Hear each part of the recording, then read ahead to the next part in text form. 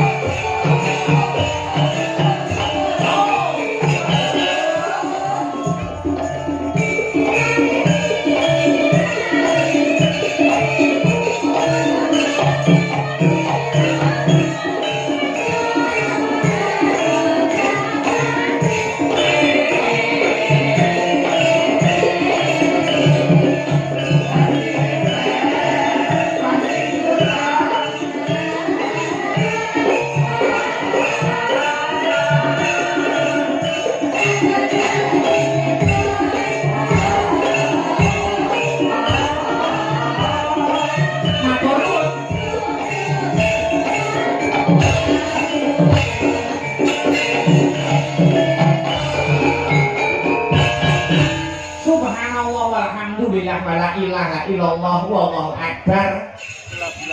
Yo anakku sing setitik-titik, anakku sing ayu dhewe limbo. Ana dawuh apa maknimbali karo anakmu aku. Nganggo leren ora ketang nggo sak ketara ya no. Iya. Ngesokake dawuhmu man. Beniki ora ana tembung sing luwih endah kang kudu ndak ucapake. Iya. Kejaba mung ucapan lan ungkapan muja lan muji syukur marang ngarsaning Gusti kang murbeng dumadi Tuhan yang Maha Esa Allah Subhanahu wa taala juang widiwasa ngono ya Mak. Sing wis mawimbarake keberkahan kang sarta kenikmatan. Becik nikmat sehat, nikmat sempat, nikmat iman. Saengga aku karo kowe sak rombongan bengi iki bisa manunggal kang sarta tetunggalan ana ing adicara bengi iki nopo ngono ya Mas. Iya. Ngesokake dawuh tanpa nikmat lan barokah Gusti Allah awake dhewe ora bisa ketareng sowan ana ing kene. Pancen bener kapara nyata lah banjur bengi iki kok sajak gayeng gumarenggeng. Bengi iki mengeti adicara apa, Mas? Iki ngene ya, Nak. Heeh. Adicarane bengi iki tidak lain dan tidak bukan. Kuwi agenda rutin tiap tahun. Agenda rutin tiap tahun. Maneka warna sing dadi jenenge. Ning nggonku kono arane bersih desa. Utawa sedekah bumi ana sing ngarani nyadranan ning ana ing Grogol kene diwastani selan ageng. Oh, selan ageng. Agenda rutin tiap tahun. Iki wis kagelar 1 bulan penuh. Oh, selan ageng. Iki minangka tandha wujud syukure para warga masyarakat ing Kukuban Desa Grogol, Kecamatan Sawu, Kadipaten Ponorogo. Syukur marang Gusti kang purbeng dumadi awit wis diparingi nikmat saka Gusti Allah Subhanahu wa taala. Disyukuri kenikmatane Gusti Allah mau dalam bingkean adicara selan ageng kaya sing kagelar ana ing adicara bengi iki no. Oh iya ngestokake dawuh hebat luar biasa apresiasi kang sarta antusiase para warga masyarakat ing Desa Grogol Kecamatan Sawu kene ya Mak pancen patut diacungi jempol dua no. Oh iya wiwit aku lagi teko wis penonton wis suk-sukan penonton kuwi wis rame. Heeh. Yen ora kleru anggonku nyadong dawuh pancen kene iki desa paling gedhe dhewe ya kene iki. Grogol. Penduduke wae kurang luwih 10.000, hakile 7.000. Oh ngono Grogol Kecamatan Sawu kene. Heeh. Senadyan awake dhewe lagi perdana, lagi pisan iki sowan ana masyarakat Grogol Kecamatan Sawu nanging ngaturake panuwun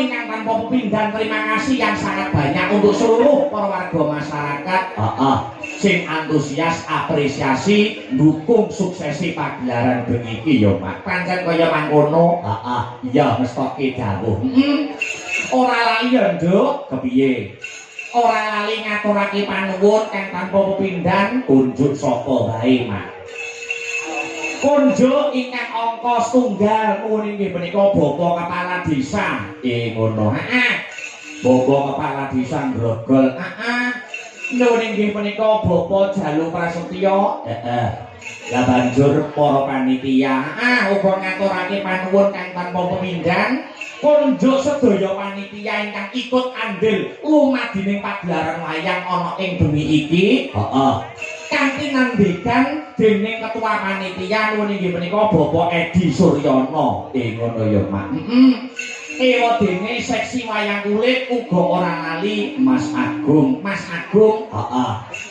lan sedaya panitia sumrambahé para warga masyarakat ing Kukuban Grogol kang ora bisa disebutake siji bapa siji ngaturake panuwun alhamdulillah ya Mak ya ngene iki ana tetembungan tambah sedulur tambah rejeki kabeh iki mergo saka awake dhewe sak kanca kecipratan rejekine wong Grogol Sawu iya ujug syukure warga masyarakat ana ing Desa Grogol Sawu Gusti Allah wis ngandharake lumantar kitab suci ya sak sapa sing gedheke rasa syukur sayekti bakal ditambah sing dadi nikmate iya lan sapa sing kufur ora gelem nyukuri kenikmatane Gusti ora gelem nyukuri peparinge Gusti bakal nampa bebendu ngono ya Mak mula syukur kuwi perkara sing baku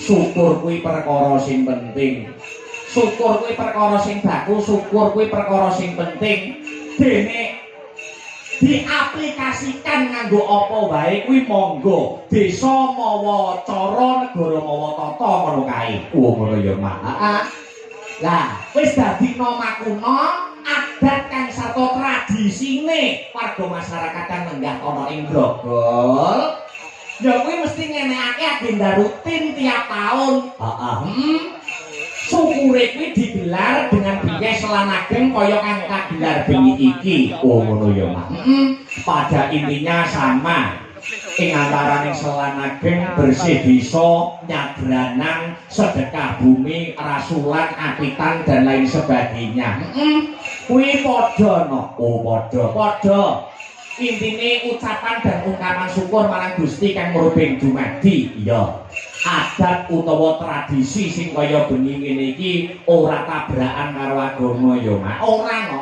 malah ana isine adicara selan ageng utawa bersih desa kaya ngene iki isine malah ajaran-ajaran agama ngono Mak senadyan selan ageng kuwi dudu secara kulit dudu ora diperintahke ning agama nanging jerone kuwi ana nilai-nilai spiritual nilai-nilai keagamaan tuladane apa Mak tuladane ana ing selan ageng kuwi iya ning kene ana satu nilai syukur no nilai syukur syukuri para warga masyarakat marang Gusti Allah loro loro nilai sedekah amal jariyah dana rasa ngono dana kuwi weweh rasa wis ngarani nyenengke wong liya kuwi wis kalebu dicatet dadi sedekah utawa amal jariyah sedekahe para warga masyarakat ing Kukuban Grogol ya Mak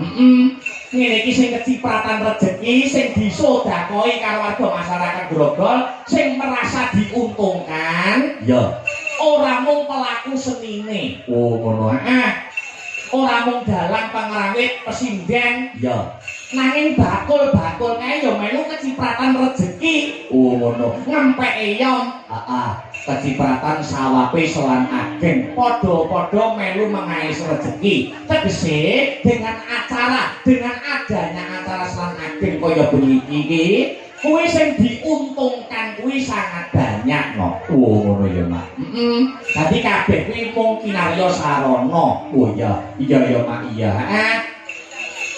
ana nilai syukur angka 1 angka 2 nilai sedekah banjur angka 3 silaturahmi iya nyambung tali silaturahmi nyambung tali persaudaraan wabil khusus ya kuwi ing antaraning awake dhewe sing lagi perdana sepisan iki sowan ana ing Grogol nyambung tali silaturahmi nambah dulur karo warga masyarakat ana ing desa Grogol kecamatan Sawono iya ya Mak dadi dulure saya akeh kenal karo Bapak Kepala Desa Bapak Jalu Prasetyo iya kenal karo kabeh panitia kang sarta warga masyarakat ing Grogol kecamatan Sawo iya ya Mak iya tek bengi iki acara selan ageng kuwi disumbutke adicarane disumbutke kok mau acarane sing wis digawuhke adicara selan ageng kuwi kagelar sebulan penuh wis diwiwiti kanthi acara semakan iya ana maneka warna lomba iya wiwit saka sing balita nganti lansia iya kabeh melu lomba ana karnaval ya ana karnaval uga iki penutupe utawa acara puncak selan ageng ya kuwi gelar mayang iya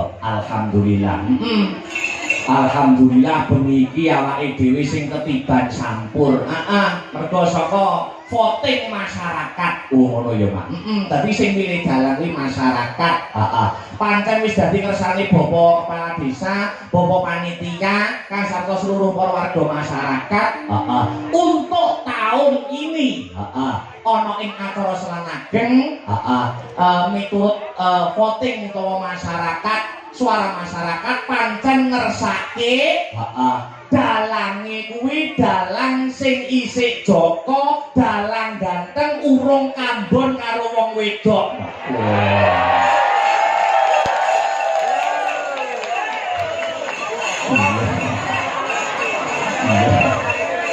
iya wis dadi pilihane kuwi alhamdulillah awake dhewe sowan rene lah ya mula telak golek-golek prawan brodol ini sing akeh ranggane malah enggak apa-apa no ya mestake dawuh dengan prinsip agama karo budaya kudu mlaku bebarengan iya mergo ana unen-unen saka para sarjana kang sujaning budi iya dengan agama hidup akan terarah dengan seni hidup akan indah dan dengan ilmu hidup akan mudah ngono ya Mak wis tak sawangokno lan aku kena menyimpulkan warga masyarakat Grogol kene kuwi agamane kecekel ora mung priyayi budaya ora mung priyayi sing seneng karo wayang kulit tresna karo kabudayan ning kene kuwi priyayine agamisme ngono spirituale dhuwur buktine apa aku mau lunggone agamisa wadan isa wadan bawa Allahu Akbar Allahu Akbar rutuk masyarakat Grogo langsung delok wayang gak salat sih. Lah salat rakuman nggon ora apa-apa, mul kan mulih nek salat ngono. Iya, iya. Iya wis pakai dakwah. Sing penting ora iso matur apa-apa, sing baku ndonga. Oh ya. Ndongake ngelaki desane nirakati grogol. Ya. Muga-muga sakrampunge seluruh rangkaian adicara Selan Ageng utawa bersih desa wujud tandha syukure warga masyarakat Grogol Kecamatan Samuk. Heeh. Desa Grogol dadi desa sing baldatun, Toyibatun, Barokun Gofur, Gemah Ripah Rojinami Kertotata Turaharja, Murah Sandang lawan pangan, Cina ketok ing kamulyan, tinebena saka bencana alam. Muga-muga warga masyarakat Grogol sing pinaringan gerah ndang waras ndang mari ya Allah. Muga-muga warga masyarakat Grogol sing isih joko, sing isih prawan dan temu karo jodhone Allahumma. Muga-muga warga masyarakat Grogol sing duwe utang muga-muga sing ngutangi lali. Muga-muga ndang iso nyaur. Kok kenapa ngiklasne kok. Kok menawa sing ngutangi iki ngiklasne kan malah apik lah ya. Jebul kae sing tak anti-anti wis tak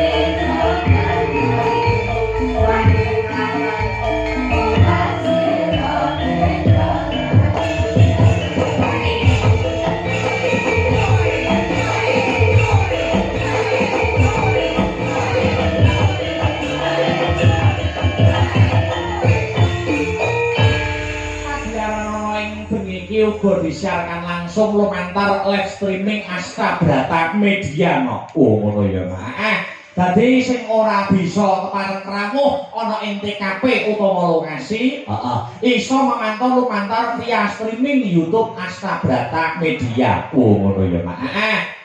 Dadi sing ndongake ujug mobule warga masyarakat Grogol Sawu ora mung para-para kang padha rawuh bengi iki, sing ndongake pirang-pirang no. Ya. Klebu sing nonton sing mirsani lumantar via streaming YouTube Asta Brata Media padha ndongake warga masyarakat Grogol kang bengi iki ngenengake adicara ya kuwi selanageng. Oh ngono ya Mak. Ahli sufi mengatakan dongane wong 40 babak timbang karo dongane wali siji. Oh iya. Jadi sing rawuh iki pirang-pirang ketambahan sing memonitor lumantar via streaming. Oh iya, ya alhamdulillah wa syukurillah sing ndongake akeh sing ndongake pirang-pirang Pak insyaallah bisa ngrogol pinaringan berkah kang sarta barokah. Wiwit sore adicarane wis rame. Udakara aku budal saka omah Nganjuk kuwi sadurunge magrib no. Oh mepet karo magrib. Alhamdulillah iso tepat waktu, tak kira randa, tak kira telak. Iya. 7:30 tekan kene kuwi wis akeh wis kebak penonton. Mudhun saka gerobakku aku iki tangi turu no. Iya. Mudhun tekan gerobakku aku iki tangi turu wis dipapak karo para-para ibu-ibu Grogol. Oh iya. Iya ya Mang, luar biasa antusiase kang sarta apresiasine uyung-uyung panjenengan warga masyarakat. Ibu-ibu, emak-emak Grogol no. Oh iya. Ayo tuwek rasan aku lho. Oh iya. Tuwek do rasan. Kita akbari dalane kita. Ya ampun. Jalannya gantengnya dannya manisnya dannya lak diati kaya apa ya warga masyarakat Grogol dalang pada wedang harus diati loh lah ya kuwi saking senenge saking bungae saking bongbonge urung-urung peladen-peladen juru masak yuk awake dhewe mengucapkan terima kasih lho kuwi di balik layar dadak kesebut ning ora ana juru pawon ora ana sing tukang masak ngono kuwi ora iso lancar acarane. Mula aku ora setuju nek ana dalang utawa seniman utawa MC nek ngarani tukang pawon kuwi juru wingking aku ndak setuju. Oh iya. Arep piye kae yo ikut suksese pagelaran wayang bengi iki. Sing gaweke awake dhewe kopi barang. Ngono kuwi iki ya jasane andile besar. Oh iya, para-para sing masak juru masak ngono kuwi ya maaf, kula ora setuju diarani juru wingking. Wah, masak bar kula damelaken kopi niki dahare. Niki dahare niki kopine. Bayarane njaluk foto no bukan. Juru pawon bayarane nggur njaluk foto. Aku ning pondokan ditutne, nganti aku ning jedhe arep nguyuh bareng ditutne. Buse kok bol aku yo sing melu mau piye aku. Lah iya. Ya luar biasa. Yo, iki saka kersane Bapak Kepala Desa kang sarta sedaya panitia sumrambahing para warga masyarakat ing Grogol, Kecamatan Sawu, Kadipatene Ponorogo. Iki awake dhewe sopan ora ijen. Ngono ya, Mang. Ning uga nganti kadang-kadang bintang tamu sing suwe ora kepethuk. Ya kuwi Kang Masku sing mijil saka Ngawi, sing daleme Ngawi ya kuwi Mas Yuda Bakiyah. Diaturi minggah ana ing pepanggungan ikut serta menyapa warga masyarakat karben ngregengke kahanan wayangan ana ing Desa Grogol kanthi adicara selanageng bengi iki ya. Nah, ya wis kok dawuh. Dicawiske kembang cempaka. Kala Mas Yuda kula aturi minggah wonten ing pepanggungan. Ayo, monggo selamat dadosa ya.